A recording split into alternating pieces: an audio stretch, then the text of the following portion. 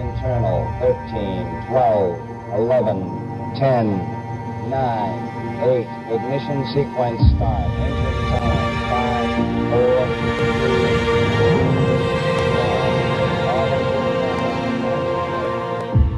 1. Apollo 15 was launched 50 years ago on July the 26th, 1971. It was a relatively big step from the previous 3 missions. As President Nixon stated, it would be the most ambitious scientific exploration in space at that time. The 3 astronauts were Commander David Scott, Command Module Pilot Al Worden, and Lunar Module Pilot Jim Irwin. The Lunar rover was an electrically driven, bare-bones car to allow the astronauts to cover much greater distance on the Moon than the previous 3 flights could accomplish. This is really a rock and roll ride, isn't it? Never been on a ride like this before. Oh boy. It had a top speed of about 8 miles an hour, although I think in later flights they actually cranked that up to about 11 miles an hour.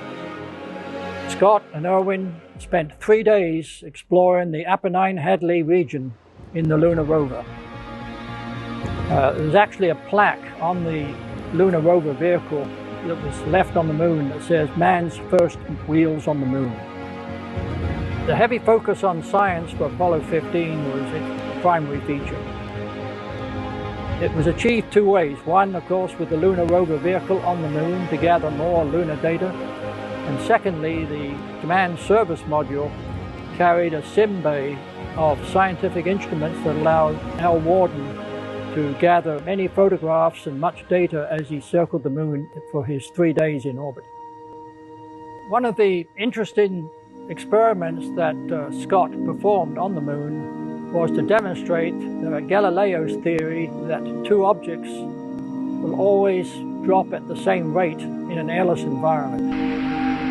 For our Falcon, and I'll drop the 2 of them here, and hopefully they'll hit the ground at the same time. How about that? Scott and Irwin, while they were doing their lunar rock studies on the Moon, came across a single rock that was determined to be over 4 billion years old. It was called the Genesis Rock. Scott and Irwin spent over 18 hours on the Moon, the longest time of any of the Apollo missions at that time, and gathered 170 pounds of lunar material to bring back. They also set out the Apollo Lunar Experiments package. In a private moment, Commander David Scott laid a small aluminum statue of an astronaut on the Moon to memorialize the 14 astronauts that had died in the US and Soviet programs. The lunar rover had a TV camera on it, and for the first time we were privileged to see the ascent stage take off from the Moon.